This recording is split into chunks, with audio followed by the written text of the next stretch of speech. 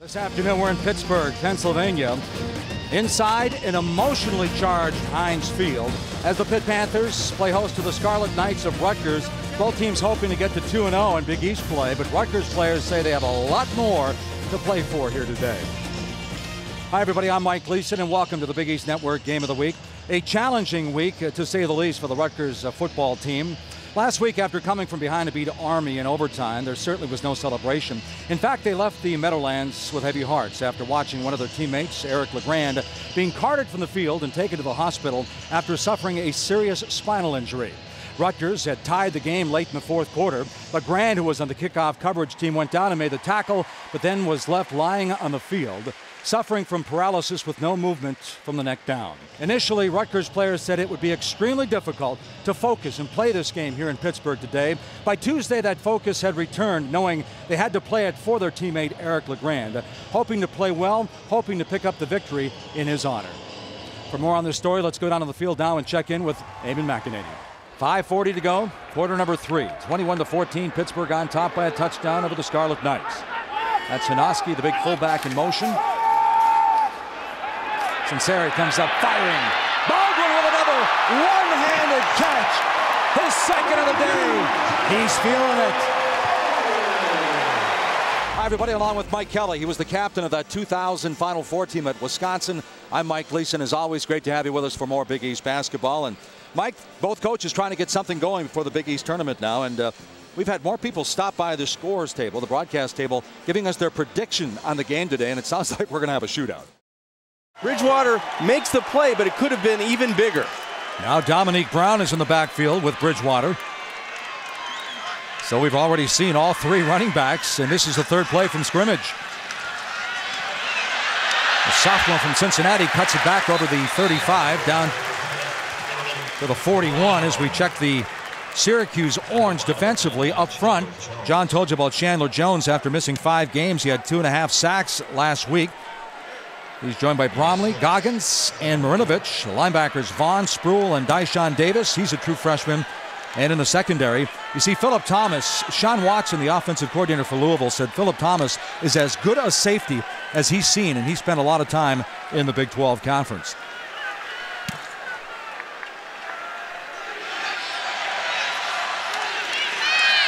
Bridgewater goes upstairs, little push, and it's completed inside the 10-5 touchdown.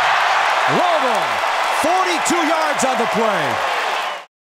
The entire time he hangs in the pocket and finds the speedster over the middle who's able to get the football to the 5-yard line. I was going to say Mike Evans, usually a sure tackler, slipped off of Austin that time.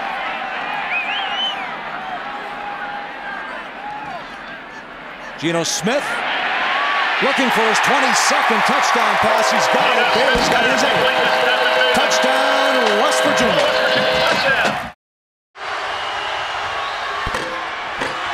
Regardless, it's still a one-possession game, and wow, the Paul almost lost that one as well. They can win it with a 3.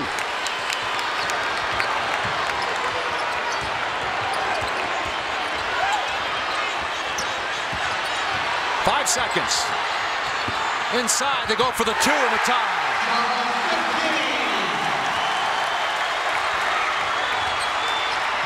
Siva. Ladies and gentlemen, let's stick around and play some overtime. Wow.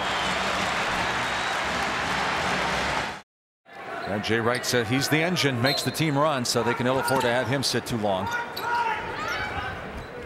It's amazing how injuries can just take a team and just put them in a funk, huh? Look what happened to Pittsburgh this year with Trey Woodall going out. Boy, look at Dixon. He closed his eyes and knocked that one down. He is feeling it, isn't he? Wow.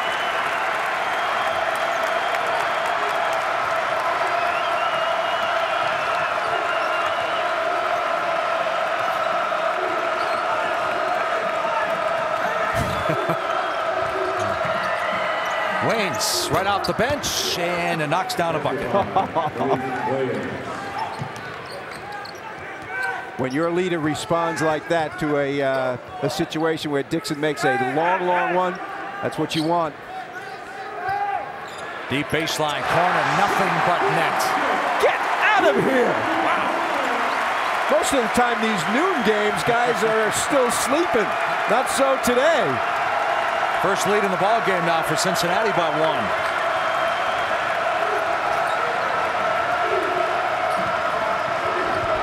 It's like one of those playground games, Bob. They try to answer deep in the corner, and Jackson rips down the rebound. Dixon. Oh, yeah. He's feeling it. John, the coaching staff saying Nick's probably had his best game up at the Dome last Saturday. Last week, and that was probably the biggest change this Pitt offensive line really was able to overcome, and moving Lucas Nix to the inside made this line productive. Lewis with 78 yards rushing last week. He has 70 now. Sinceri again wide open on that right side with the play action. He's going deep looking for Baldwin, and he has got it.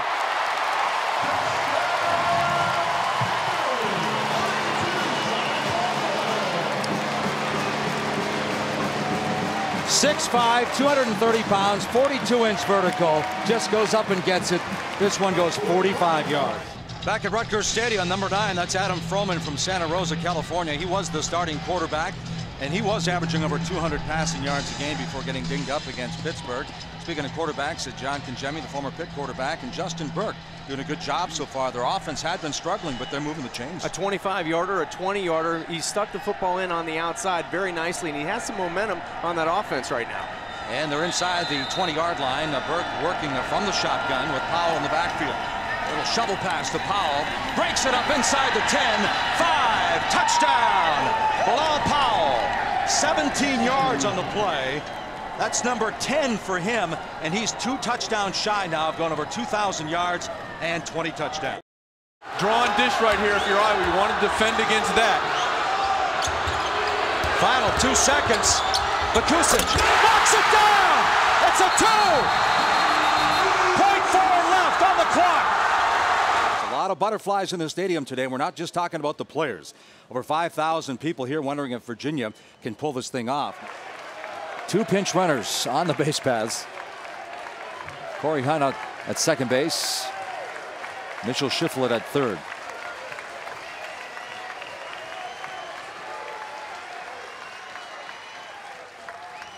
There's a swing right up the middle.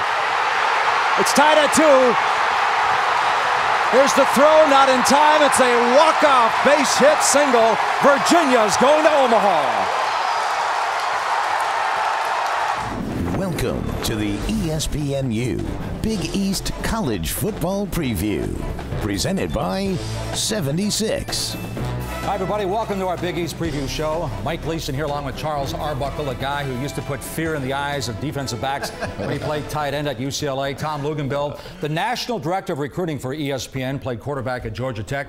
Now, we have 8 teams in the Big East, of course, so we're going to answer the 8 biggest questions focusing on the league this year. But before we do that, let's get your initial thoughts on the conference. 2009 was quite the roller coaster season for UConn. One of the high points came at Notre Dame. Quarterback Zach Frazier showed great poise down the stretch.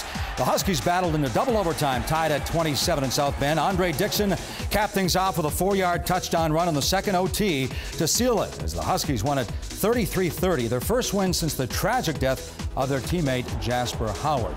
That double overtime win also kicked off a 4-game winning streak, culminating with a victory over South Carolina in their bowl game. Their season was turned upside down on October 17th. Following a win over Louisville, Jasper Howard, a Husky defensive back who was coming off of one of his best games ever, was murdered on campus later that evening. The following weekend, after the entire team flew to Miami for the funeral service, the Huskies watched Noel Devine break off a 56-yard touchdown run to give West Virginia a come-from-behind 28-24 win.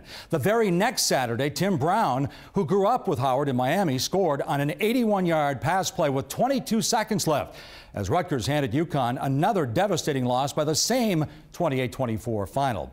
But somehow, Randy Edsall kept that team together in a season when Husky fans were wondering if they'd ever rebound and win a game after that tragic Saturday night on campus. Fighting Irish averaging just under 31 points a game 3 times. They scored at least 45 this year. Now threatening to score at the 4-yard line. Reese drops back, fires. This one's deflected and kicked off in the end zone. Here come the Seminoles now. LaMarcus Joyner still on his feet over the 15, 20. And there's the turnovers that have haunted the Fighting Irish of Notre Dame. It was tipped by linebacker Nigel Bradham. And LaMarcus Joyner, the sophomore from St. Thomas Aquinas, comes up with the INT. So with 9:14 left in the first quarter, it's scoreless. So this is the Champs Sports Bowl on ESPN Radio. Ball on the left hash. Reese in the shotgun. 13:29 to go in the third quarter. Notre Dame holding on to the 7-0 lead. Sierra Wood in the backfield with Reese. Ball is snapped. Reese looking over the middle. Floyd has the catch. Michael Floyd's inside the 25-yard line. Ridden down by Mike Harris, but Mike Floyd has his 4th catch. That's 99 on the season. Let's go down to Chris. They're controlling this third quarter, coming out and making adjustments at halftime. Tommy Reese under center as Michael Floyd split to the left side. He looks for Floyd on the fade pattern. Floyd goes up, and he juggles the football about 4 times and comes up with the touchdown. It was definitely a jump ball over Greg Reed, and Michael Floyd has his 100th catch of the season, and it goes for his 9th touchdown. Have a young quarterback that's trying to lead them in Teddy Bridgewater.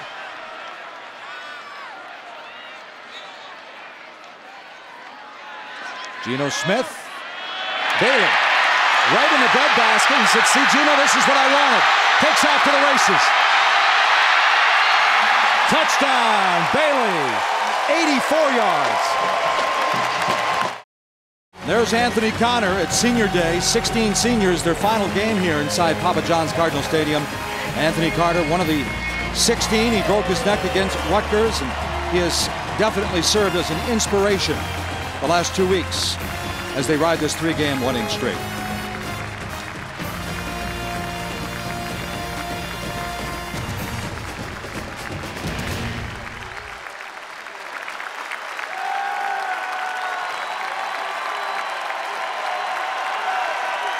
Nice moment between Charlie Strong and Anthony Connor, the senior defensive back. Hi, everybody. Along with John Congemi, the former Pitt quarterback, I'm Mike Gleason. It's always great to have you with us. You know, you think of this Louisville football team. Back on October 15th, we had them at Cincinnati. They looked like a young, talented team. Now they look like an older, more experienced team that's hungry for a victory. They're finding ways to get victories, Mike. And I think back there at Paul Brown Stadium, they didn't know how to win football games. Now you fast forward a month and 3 wins together. They string them together. And it's a team that's very confident in what they can do. And they're confident in the second half. That's the team the Pitt Panthers are going to try to defeat here at Papa John's Stadium. And we'll have more on the Cardinals and the Pitt Panthers in a couple of minutes. Right now, let's get you up to speed with the rest of the Big East Conference. We'll check the Big East standings brought to you by the Belk Bowl. And the Cincinnati Bearcats sitting on top, the only undefeated team at this juncture. Total control of the Big East Conference right now are the Bearcats, 3-0 in conference, 7-1 overall. Louisville, Rutgers, and West Virginia all nipping at their heels, but Cincinnati will have to stumble to allow any one of those teams to try to take the top spot. The action in the conference got rolling in the Dome last night as USF snapped a 4-game skid. And it was all quarterback B.J. Daniels, over 250 yards passing. He added 117 and a touchdown on the ground for their first Big East victory. How about West Virginia going to Cincinnati? The Mountaineers, they haven't had more than 2 losses in league play since 2001. The big question is, Mike, can the Mountaineers bounce back at Cincinnati where Isaiah Peed and Zach Collaros has that team rolling on offense? And the Scarlet Knights of Rutgers head for Yankee Stadium to take on the Black Knights of Army today. Chase Dobb gets his job back, the sophomore quarterback. He rallied this team in overtime to a 3-point victory, and he'll have his favorite target, Mohamed Sanu, that big number 6, to throw at over the middle of the football field. Big number 6 has 81 catches, 12 more, and he'll break Larry Fitzgerald's single-season record in the Big East. Had the pitch to waste, 1-2. Go back to the 3rd inning when they scored 3.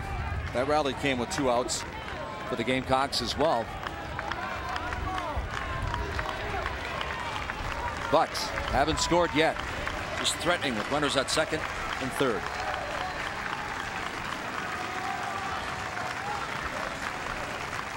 One-two pitch. Here's a swing and a fly ball.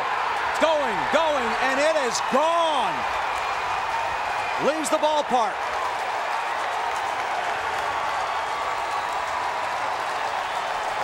And Christian Walker, a true freshman, with a 3-run shot. And the Gamecocks grab the lead at 10-9. After winning 5 national titles in a 7-year period, the Oklahoma Sooners have gone 2 seasons without taking the trophy back to Norman. The Sooners enter this year's team finals ranked number 1 in the country. However, it was Stanford coming out on top of the conference championships. Can the Cardinal ride that momentum to their 5th national title? We'll answer that question next as we crown the 2011 NCAA Men's Gymnastics Champion. Hi, everybody, along with Bart Connor, a member of 3 different U.S. Olympic teams. I'm Mike Gleason. Great to have you with us as we get ready to crown the 2011 champion. Bart, the Michigan Wolverines are the defending champions, but Oklahoma, Stanford run 1 and 2. Stanford beat them in the conference championship, so the question I pose to you, is this a 2-horse race? It likely might be.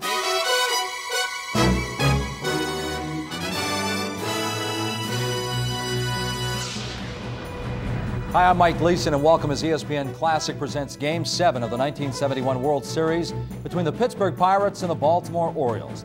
The Fall Classic has often been a showcase for the premier players. In 1977, Reggie Jackson showed why he was Mr. October, while in 1975, Joe Morgan proved to be the ignition to the Big Red Machine. In 1971, the World Series spotlight shone upon an often overlooked superstar, Pittsburgh's Roberto Clemente.